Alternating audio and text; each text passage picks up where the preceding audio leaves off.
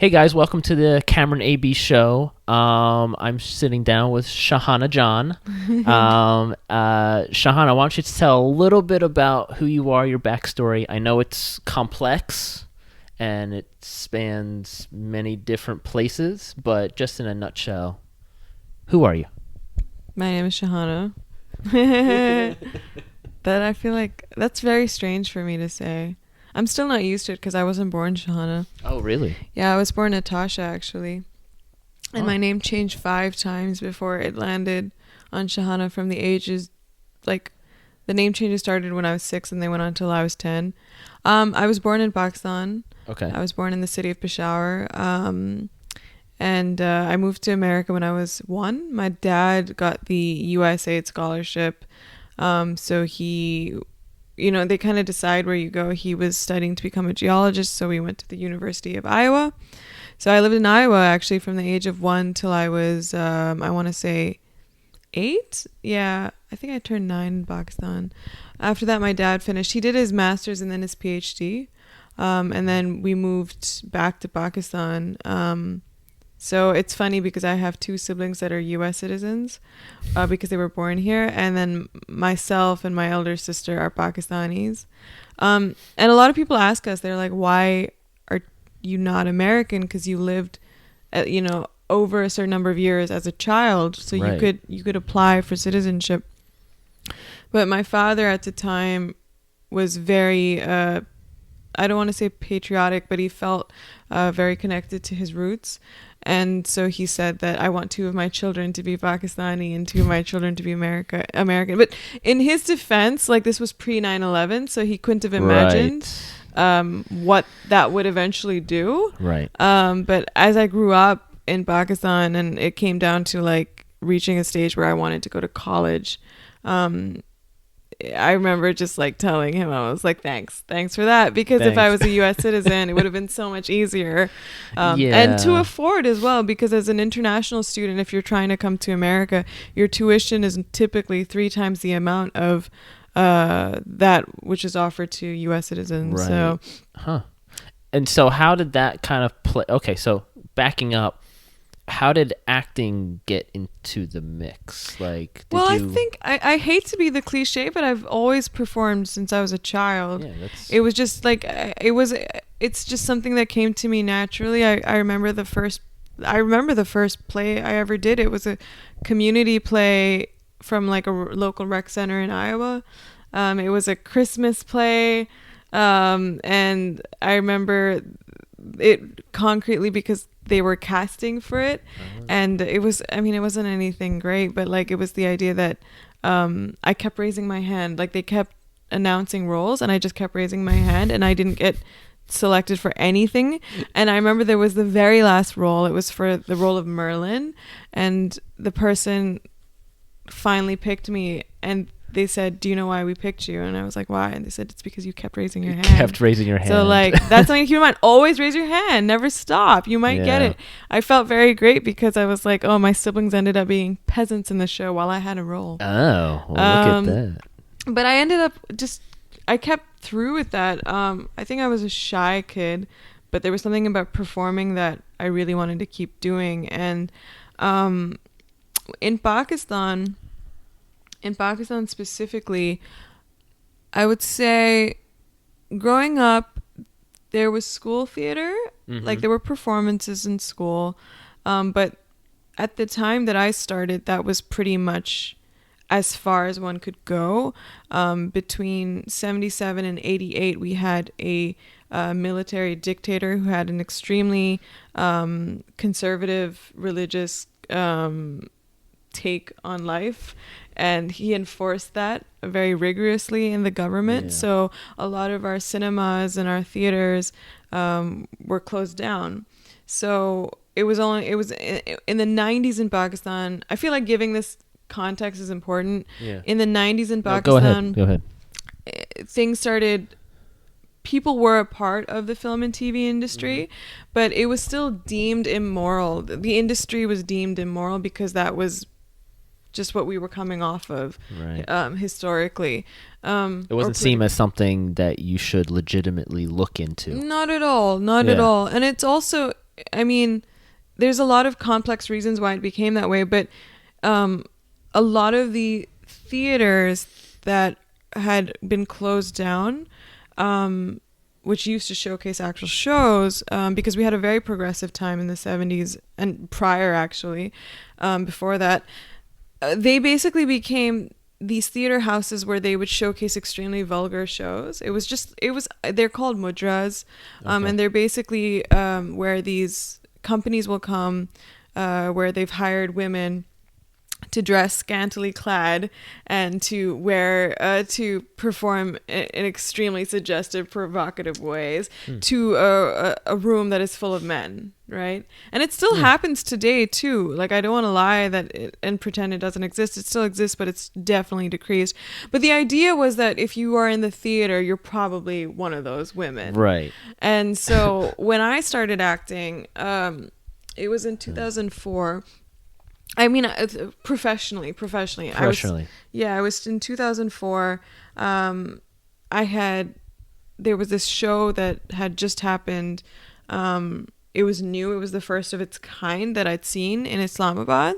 And I was like, wow, what is that? It was the first time I'd seen anything on stage and that I had access to. And so then I auditioned for the next show that was happening and I got the part.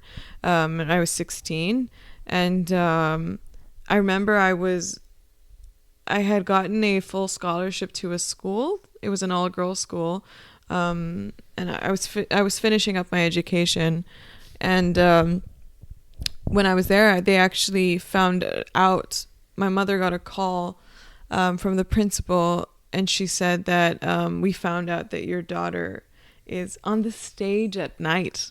Right? Oh God. Yeah, is on the stage at night, and my mother said, and opening Saying night, it like that too. yeah, opening night had happened, so I was on the stage. On the stage. And people were concerned because the principal basically said that other parents have concerns. They hear that there's a girl on stage at night at our school, and they don't want that affecting their daughters. Of course. That sort of thing. So she told my mother to tell me to leave the play or have my scholarship revoked.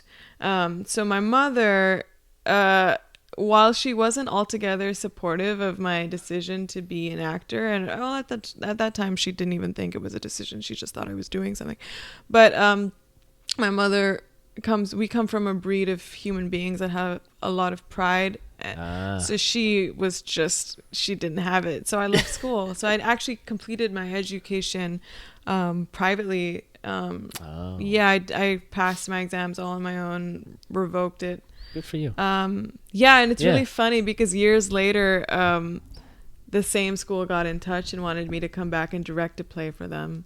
And it's funny how that happens. And did you accept or decline? At the time, I was too busy. Gotcha. I was too busy. Totally understand. Yeah, but That's great. So, it sounds like you've been kind of a person who kind of doesn't take what is conventionally around you, and I guess I think I've always been like that a bit. Like, yeah, I just kind of, not rebellious, but just like I'm gonna do what I want to do. I don't really consider. Maybe when I was younger, I was very much like rebelling against things. But I think before the rebellion, it simply comes from the idea of I looked at things differently and I continue to look at things differently. Like that hasn't changed. No. The rebel might have died, but like the person in me hasn't, in the sense that I still look at things differently. I have a critical eye for things. And it's weird to me because even today people will come up to me and tell me how nuanced my point of view might be, or how they never thought of it that way. And it's simply because of the number of people that tell me that I go like, that I've come to understand that I've always looked at things differently, or I look at a different perspective that people are not obviously thinking of on a surface level. And that's just how I am, and that's how I always will be. I always think that I don't try to be good, I just try to be real. You know, I don't maybe that's a thing. Like when I'm doing things or I'm trying to create things, I'm always trying to, I remind myself, if you try actively to be good, then you'll lose yourself in that. You know, you stop Right. trying to be good. Just try to be real. Just try Because to be then you're true. pandering to everybody else instead of kind of listening to what you want to do. No, I'm totally Yeah, into that yeah. too. And the idea that, again, like if you're trying to do something that's good, you're doing it based off of someone else's idea of good. Right. You know, and if you're doing that, it won't come from a real or truthful place. And more often than not, you know, in my experience, when you try to do something from a real or truthful place, it ends up being, you know, good simply because it it is appealing to other people's humanity, you Right. know, and in that way, people see a bit of themselves in what you're doing, and that's what they relate to. And it's funny because, you're an actor who usually portrays points of view from other people, and you kind of have to take someone else's voice and someone else's image and kind of make it your own. So it's odd. We kind of have to live this duality where we're going to do what we want to do and how we want to do it, but then you have to take someone else's words and someone else's perspectives or even a producer's point of view and make it your own. How do you navigate that? Well, I think it definitely first comes down to the writing before listening to. I mean, different mediums have different methods, I guess. The theater is very different from film in terms of whose vision you're working with. Oh, yeah, You know, I absolutely. think the theater is mainly about what is the writing saying, how are you bringing life to the scene. Film is more about the director's vision. It's mainly about because the writing could be anything, but it's how the director chooses those shots that decides.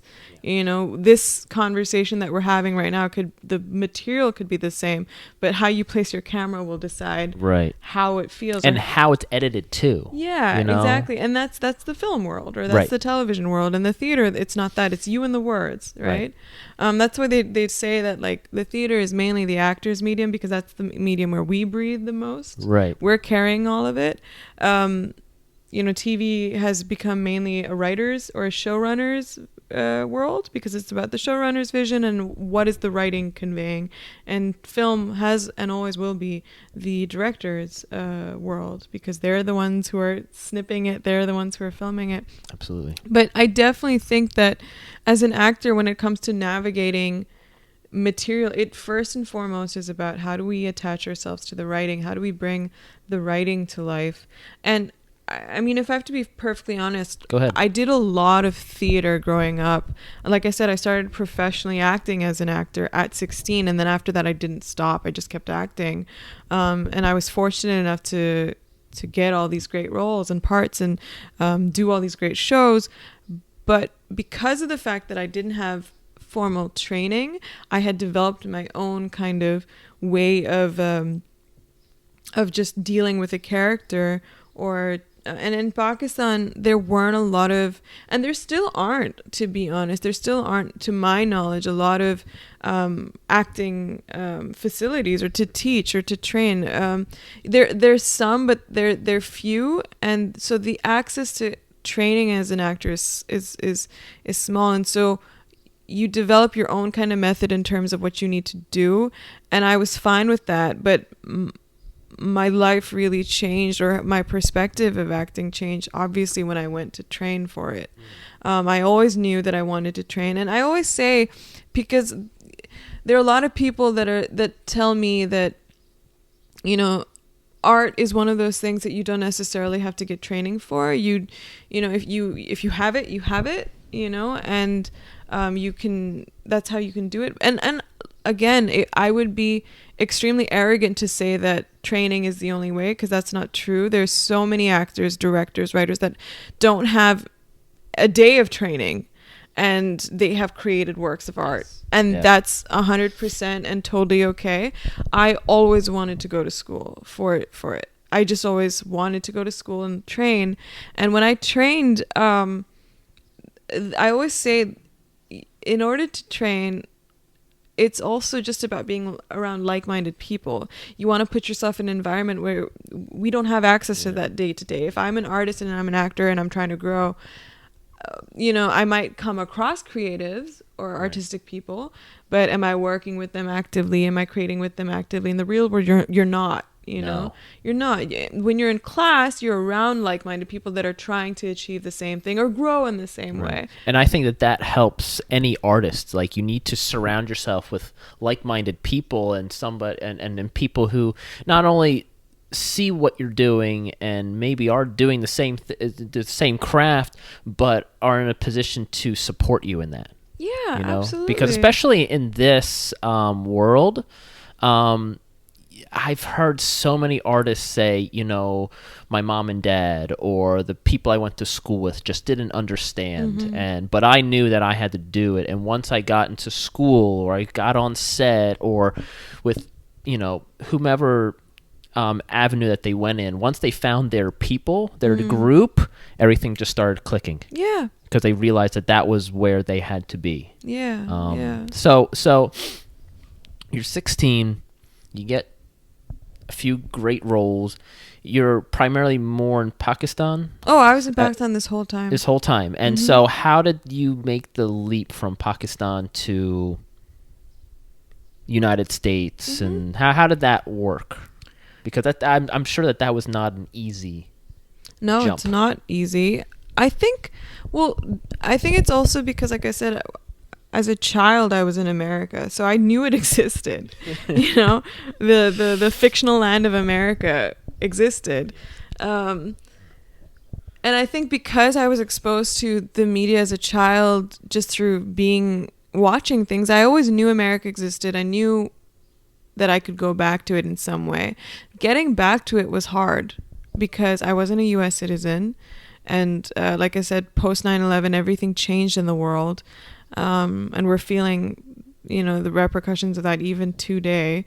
But I always knew that I didn't feel 100% myself in Pakistan. I always say, in Urdu, there's a phrase, na idhar ki, na udhar ki. It means I'm not from here and I'm not from there. That kind of happens with, kids who move around a lot. Because you're not sure where you 100% belong. So while I was in Pakistan, I knew that, because I was treated differently. I had a bit of a Western flair because my foundation had been made in the US. I didn't know Urdu. I had to learn it from scratch when I moved. So I started learning Urdu when I was maybe 10, 11.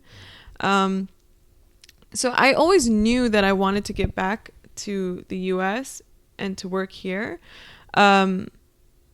Just because I felt like there were stories here I could tell that I might not be able to tell back home. Absolutely. And it was, I think it was 2010 or 2009. 2010, 2009, I don't remember. But a British Pakistani director was visiting and he saw a play that I did. And after that play, he contacted me about a film that he was doing. Now, at the time in Pakistan, we didn't have films. We just didn't.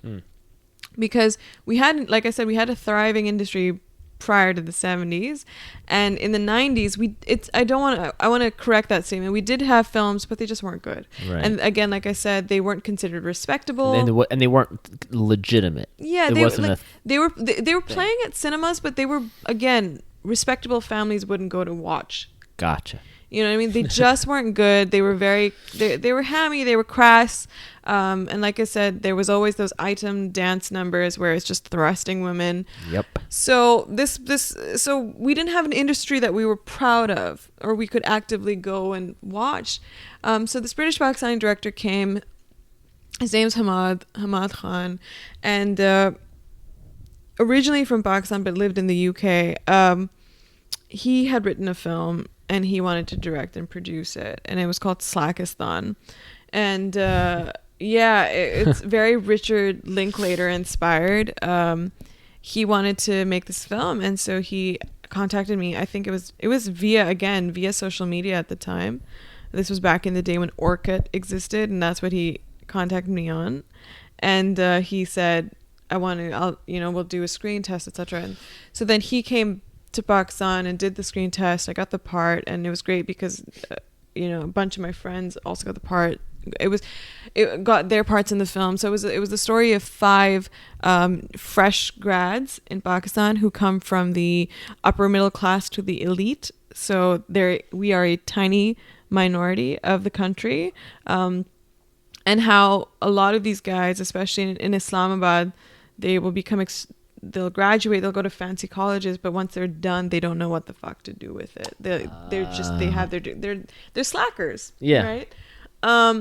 So Slackistan, because it was the first of its kind, it made a lot of waves internationally. Like, I remember I was interviewed by BBC and radio stations in Australia. Like, people were getting in touch. It blew up in a way. And it was the first of its kind in Pakistan. Even in Pakistan, people were like, what is this? Who's making an independent film? That was unheard of.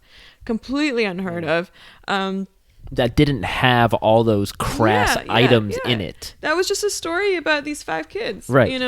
And like I said, it got into a lot of international film festivals, and it got into festivals here in America, and it got into a festival called the Abu Dhabi Film Festival, which was at the time, they've closed down now, but at the time it was massive. Like, when I mean massive, I mean they invested a shit ton.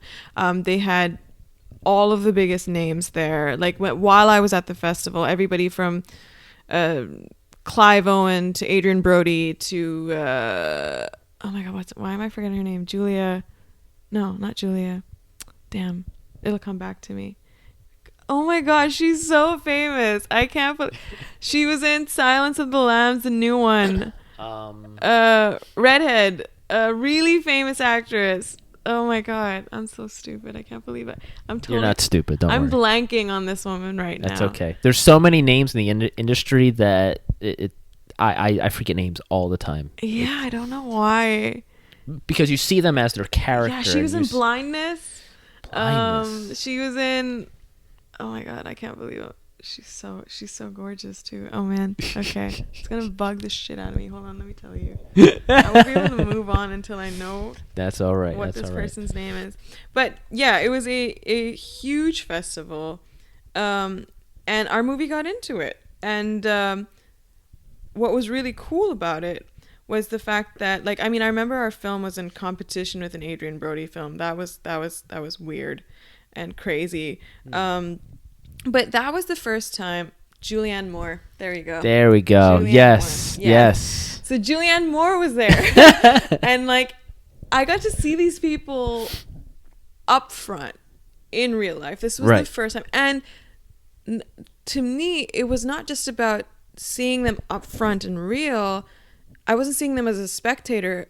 I was there with them because my film was there. Their films were there and my film was there. You were on an equal footing in some cases, in some way. Exactly. Yeah. Like, we were on the same red carpet walking in.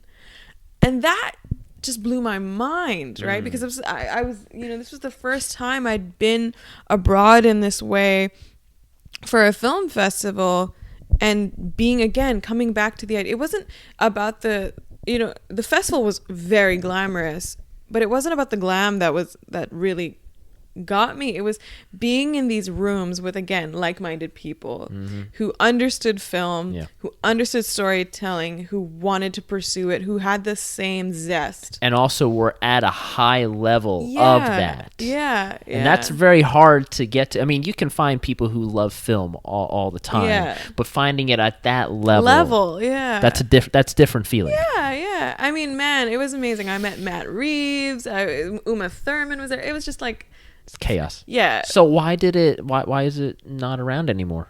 The festival? Yeah. Well, I think the festival ended a few years after that because it was just so expensive. I think it was an extremely expensive festival. Money talks.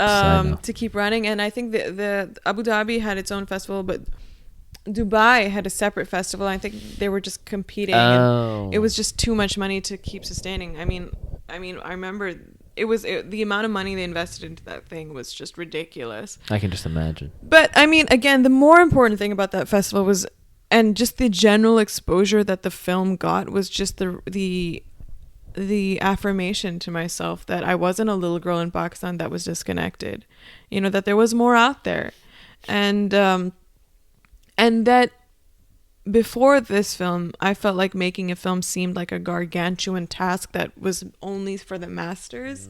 And I realized it's not. It's about getting up, getting a camera, just doing it. It really is. You just get up and do your own, thing.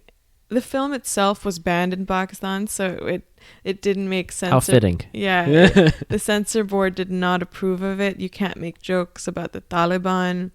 You can't say the word lesbian, which my character says in the film.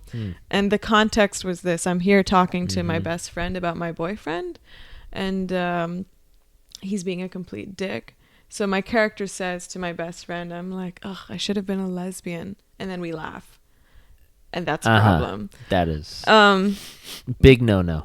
But not allowed. Yeah, after that, I was like, okay, let me figure this out. And I applied to film school. Good. Right after that. Keeping that momentum, Yeah. At the time, I was on the radio in Pakistan. I had a radio show. It was a primetime show. I was on the show 5 to 7 p.m. for 4 days a week, Mondays to Thursdays. So I was already doing things. Like I was on the radio, and I had just opened with this very dear friend of mine a community space in Islamabad for the arts, because like I said, we didn't have a lot of venues like that where you could just get up, open mic things, or talk about things, or do performances or shows. So I was very heavily invested in the radio and that at the time, but I felt the sudden urge to also study film because, like I said, I'd been acting, but I wanted the autonomy and the power to be able to create as well. I didn't just want to be an actor that just sat around and waited. Because especially in Pakistan, I knew there wasn't much to wait around for at the time, right? Because it's not like it had a thriving industry that I wanted to actively be a part of it back then. So I actually applied. I was supposed to come to the New York Film Academy here, but my visa got rejected twice. So I didn't end up going to the New York Film Academy. But I remember coming back from my visa rejection, being extremely depressed, and I just Googled film schools in the world recklessly, and a school showed up in Cape Town, South Africa, and I said, fuck it, I'll apply. And I applied and I got in, and it's probably one of the most fortuitous, serendipitous things that could have happened because being in Cape Town to study filmmaking changed my life. I'm sure it's also beautiful there. Oh man. I've never been, but everything I see from there, I'm like, oh my God, that looks beautiful. No. I've always said that the moment I get my hands on a certain amount of money, I will buy myself an apartment in Cape Town. And regardless of how big it is, small it is, I don't care. I'll Airbnb that shit all year long. But like, as long as I have a place to go to in Cape Town, yes, obviously I have an emotional connection, but yes, it is absolutely, it's stunning. Yeah. All right. So you've 16 got Slackistan, put yourself on a bigger stage internationally, went to Cape Town to study film. You came here to the East Coast after that, right? So it's been so back and forth. Yeah, after like most actors are. After 2012, when I studied film in South Africa, that was the year my father died, so I had to move back to Pakistan. I'm sorry. And around that time, I got an offer to work for a TV show in Pakistan. It's called Coke Studio. It's Coca-Cola. It's a Coca-Cola sponsored music show, where they basically take. The idea is pairing huge musicians with folk or traditional colors. So whether that's pairing them with a traditional musician or a folk musician, or having the contemporary play or perform something that is more Eastern or traditional. That's what the show is about, and it's huge in our part of the world. It started in Pakistan, and then it grew and into other markets. It's in India. It was in South Africa. It's growing it's a huge thing now in that part of the world. So I got an offer to work for them, in production based off of a short film thing that I made in film school. So because my father just died, we had applied for my mother's green card because, like I said, my brother was a U.S. citizen and he was in the U.S. at the time. So we figured we're just going to pack her up and send her off to the States because there was nothing left for her in Pakistan at the time. It wasn't, I want to be clear, it's not specifically because my father died. She wasn't that dependent. But at the time, we had a few domestic troubles with our home. We had 2 home invasions. It was pretty brutal. It was just time to go. Yeah, I get exactly. It was just everything. Everything was kind of lining up Yeah, in a way. yeah. So we basically decided we'll just apply for her green card, have her move. And at the time, I didn't think I would apply for a green card because in order to get a green card through my sibling, it would be, the processing time was up to like 15 years. And I was like, I'm not going to, yeah, I was like, I'll figure out, I said, I'll figure out another way to do this. But I started working for this TV show, and what was really great about it was I was working in production, and we filmed it in 7 countries.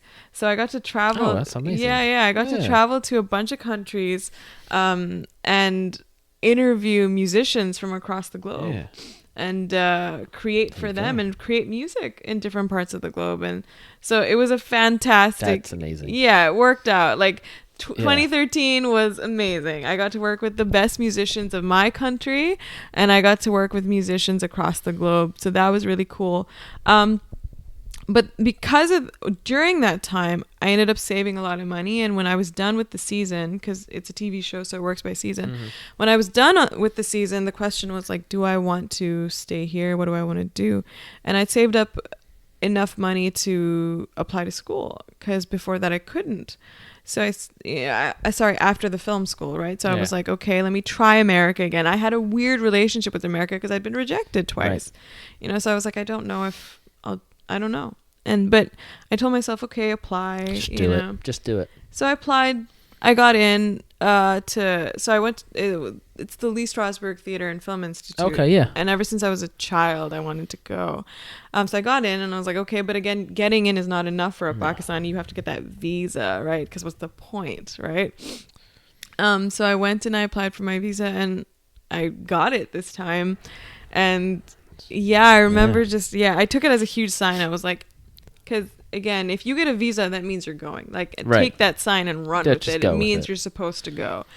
So I got the visa. Mm-hmm. So it was in 2014, and finally, when I came to America to train, I was on a student visa. So that meant I couldn't work legally or anything like that.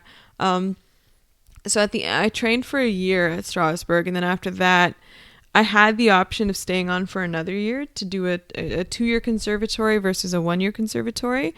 And the 2-year conservatory eventually turns into something that is called an OPT, which basically means that you can stay in the country for an additional year.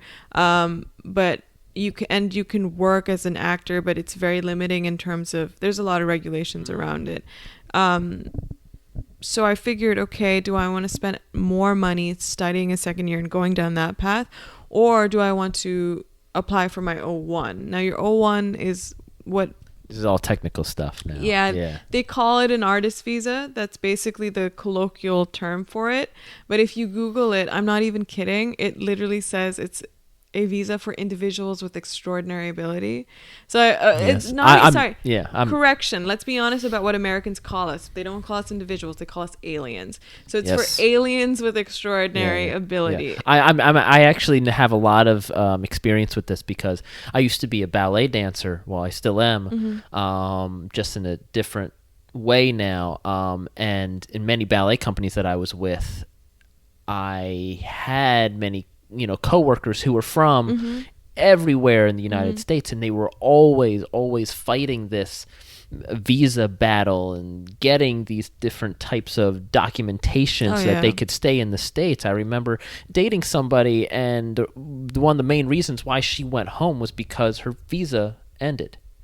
And that's just a reality for a ton of people, not just artists in this country. And so it's actually kind of a miracle that you've been able to be here this long.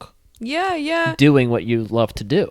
Yeah, and especially after facing rejections from the country that Yes. tell you that like No, you can't come here. But the O1, like, it is a process. You have to build a case. So I knew that I couldn't do that in America because you have to apply through a lawyer. It's not cheap. Right, no. You know, You so need money to do this. exactly. So I had to go back to Pakistan and take on a project that year. I remember I saved up.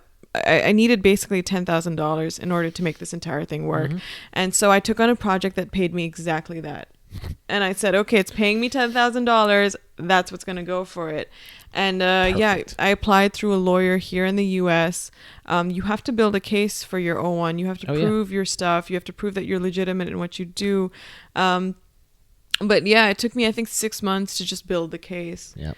And then after that, I applied. And again, you can apply for this whole thing and you might not get it. Right. So you might have spent all that money and they would just not give it to you. But it's just like so many things in the entertainment industry. You might make a great screenplay. You might put time and effort into this passion project, and it will just no.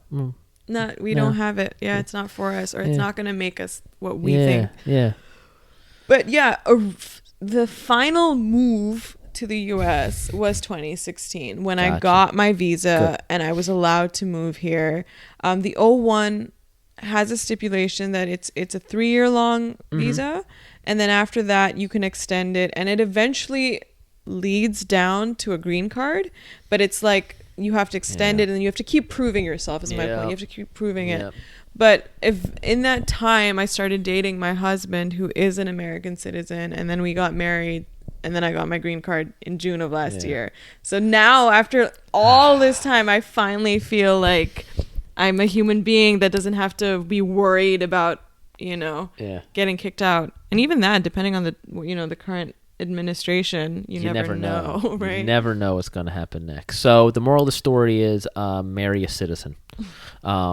Good. All right. Noted. Main takeaway. Perseverance doesn't matter as much when it comes to politics and governments. So talking about takeaways, so I always ask my guests a couple questions, if you will. What is, since you've been to so many countries in so many different ways, both in a bureaucracy as well as just visiting artistically, what is one thing that you see in the entertainment industry that you wish could be changed, or you would like a different approach to? Here in America?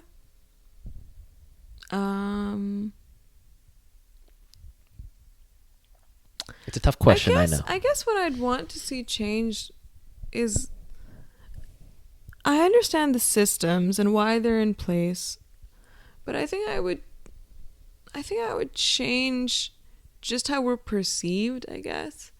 You mean in this kind of cookie cutter kind of way? Okay. I think that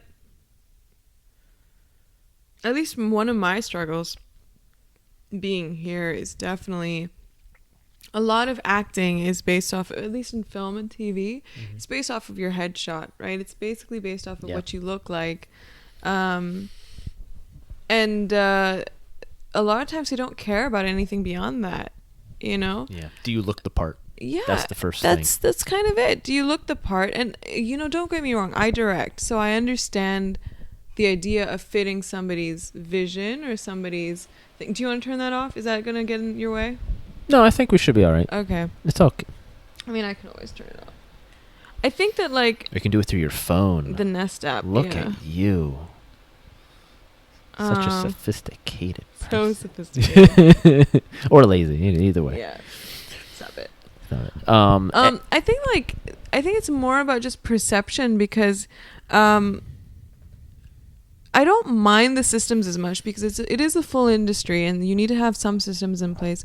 But I wish that, like, I could just change the perception of a narrative, in the sense that if I look a certain way, then the presumption is that these are the parts I'm going to go for, or these are the parts that I will be accepted into. It's more about what people will allow me to be versus what I want to be, and I think that's a little annoying and frustrating, because, I get this all the time in America specifically, that I don't look ethnically Pakistani, but that doesn't mean I shouldn't have access to Pakistani roles, because they're going off of their narrative, right? And the narrative here is like, if you are Pakistani, you must be darker skinned, you must be shorter, you probably have your head covered, that sort of thing, which is bullshit. It's bullshit. I don't know anybody in Pakistan that covers their head. It's not to say that they don't.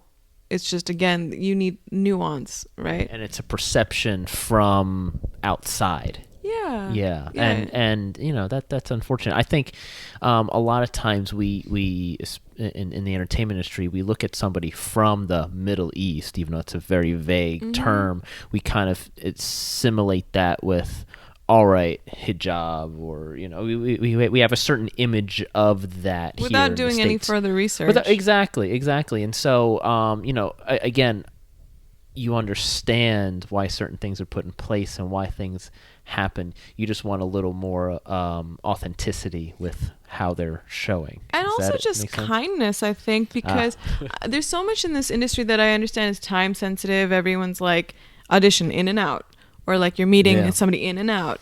And like, especially when you're auditioning or you're networking, I've realized, like, especially for us actors, they expect us to just come in, do this thing with full emotion, and then just leave, right?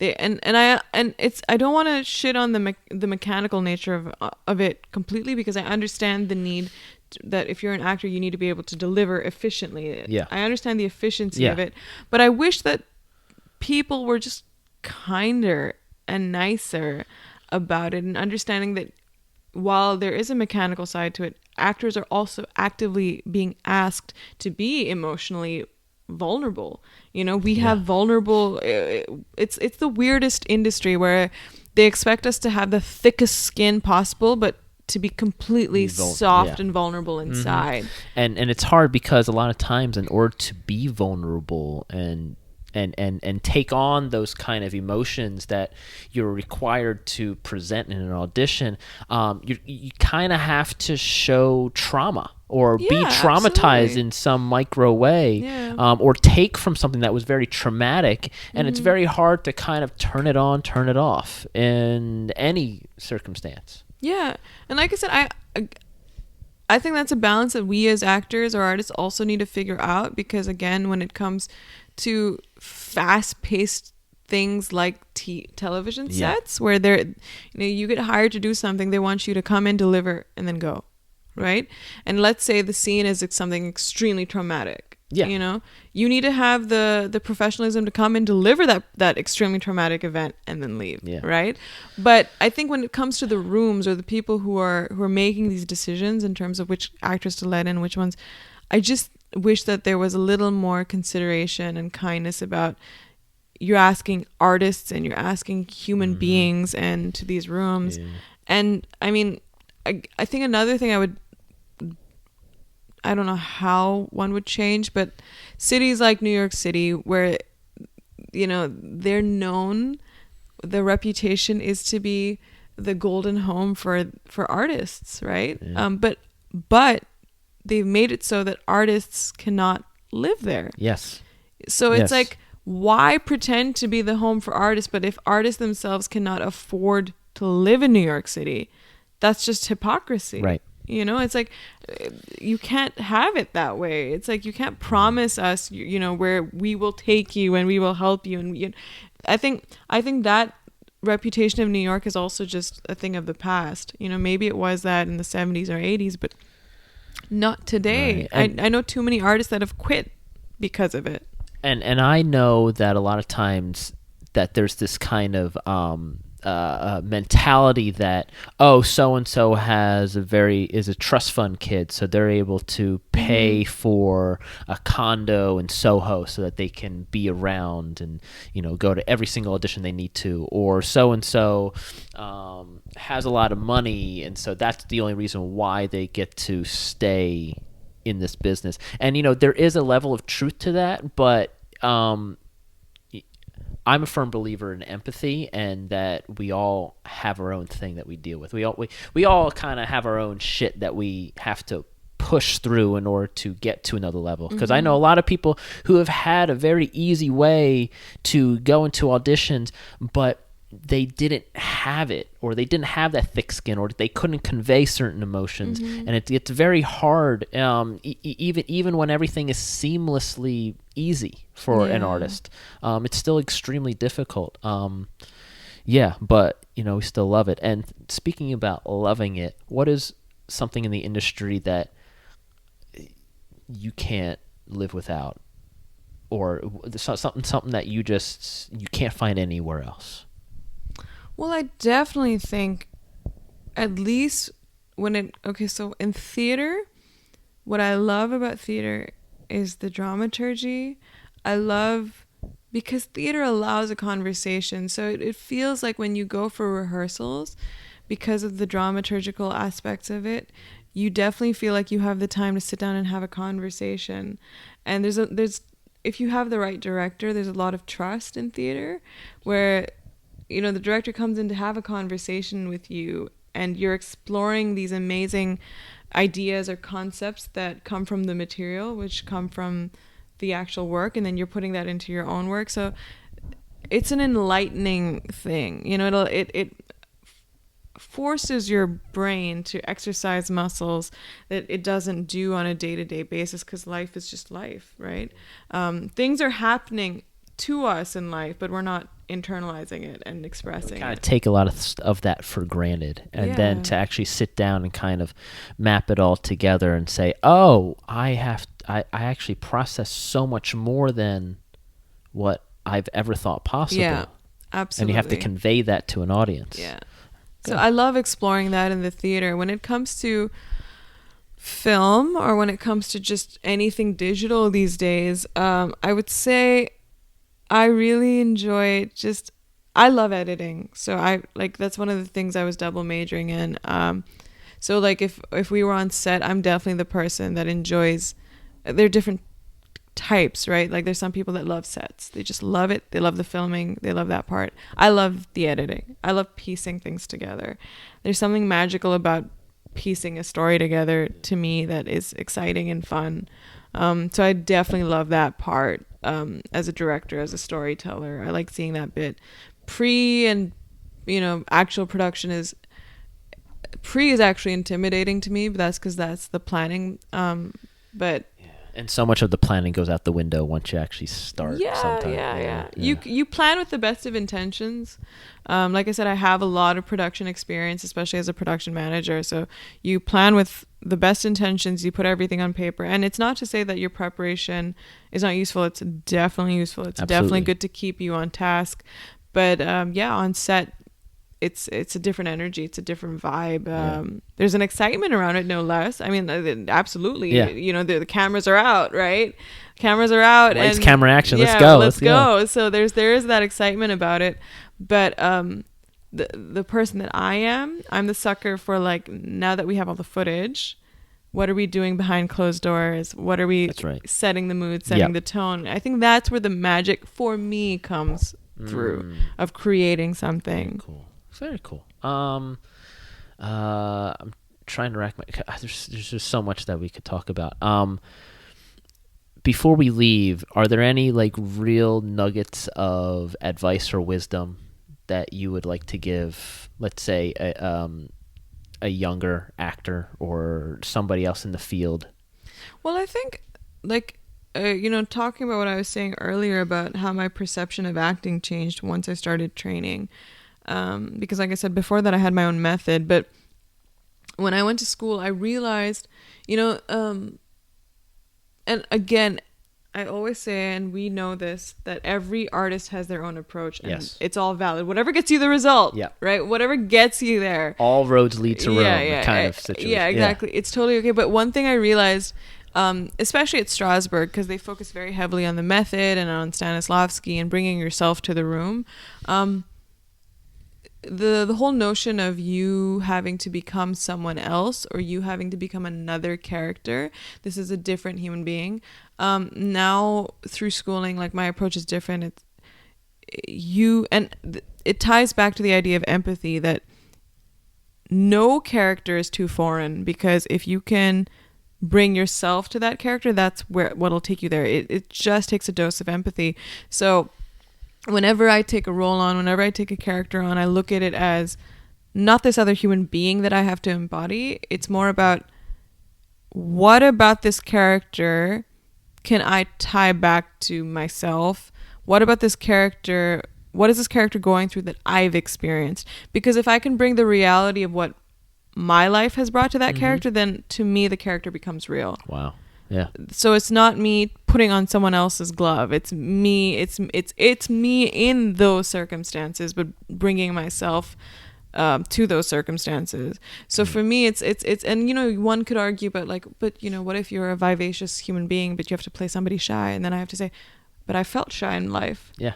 I know what that's like. Yeah. I know what it's like to feel shy. I know what it's like to feel traumatized. I know what it feels like to be silly. Yeah. I know what it feels like. At least I would hope so. Yeah. And because here's the thing, I remember discussing this with one of my acting teachers. I said, but I'm not like that in real life, right? Like if it's about me bringing myself, I'm not like that in real life. And then he said, and he was very right when he said, you might not be that in real life, but you've thought it. Yeah. You've felt it. Right. The feeling has happened to you. A lot of times, you're in your head, you're like, I was in this argument with somebody and I wanted to say something, but I didn't. I was in polite public, so I didn't say it, but you felt it. You thought it. The theater or acting allows us to take that internal feeling and bring it out. Right. So it's still real. Even if you argue that I'm not like that in real life, you still are feeling it. Right. And that to me is where things changed as an actor, because I realized that I'm bringing the reality of myself to these characters. It's not, with acting specifically, you're creating reality out of imaginary circumstances. That's basically what it is. But how you do that is by bringing the reality of yourself to the character. Yeah. So I think that's an important takeaway in terms of the method to your approach. And I think the biggest takeaway is I always tell people, it's about perseverance. It's about always asking. And I never felt any problems asking for help. I always ask for help. I never have any issues. Because look, somebody might help you, somebody might not. And that's okay. That's totally okay. At least you asked. That's it. And so I never hold myself back from extending help or asking for it. Yeah. And just don't, and it's such a cliche, but it's so true. Just don't stop. Yeah. Just don't stop. You don't know where you're going to end up. Right. And you don't know when your moment is going to be that will change your trajectory. Yeah, and along that trajectory, your perception or ideas of success may change. Exactly. And that's okay. That's okay. They can and they should change, because your circumstances will change. I'm very different than the 16-year-old. You know what I mean? Yeah. The direction Absolutely. Might be the same, but what I consider success today is very different. I've lived life. Yeah. So. We've all lived life. Shahana, where can people find you if they want to? Instagram mainly, because that's what I mainly use. So it's @ Shahana Jan. That's literally OF Shahana Jan. Like, people think it's a tie-in to Handmaid's Tale because all the names there start with an of, but no, it's literally because Shahana Jan was taken. So Shahana Jan, who's out there, thank you for taking my handle, and I had to make it of Shahana Jan. It's okay. But that is where I'm most active. Yeah. I'm very active actually on it. That's where I put myself out there. I create content all the time on it. Just as another creative outlet, because as artists, again, you can't sit around and wait. And we live in the digital age where we're allowed and we have the means and resources to create. And also, I would argue that, especially if you're an actor or somebody in the entertainment industry, it's good to have a healthy presence on social media, because people look at that. I actually was told by a few casting directors that they look at your headshot, they look at your resume, and then they go straight to your Instagram. Exactly. They will go there. Yep. And when I realized that, I was like, oh man. I need to make my Instagram look a certain way. Pressure's on. Yeah. But I also wanted to stay authentic to who I am, and I didn't want it to be just a stream of pictures of myself. So now last year I started actively balancing it out and trying to make it at any given moment, here's a picture of me, but then here's a picture of something I care about. Yes. And then here's a picture of me, and then here's something I care about. Yes. So I try to balance it out like that. Don't pander to other people, like we said in the very beginning. Just, know that they're there and just have fun with it. And it's okay. Not everyone is for you, and you're not for everybody. Exactly. And that's okay. I always say that you don't walk into a classroom expecting everybody to like you. No way. That's not possible. Yeah. Well, Shahana, thank you for letting me crash on your couch. Of course, Cameron. You're always welcome to crash on my couch. And all the best with everything. Likewise. Yeah. Thank you.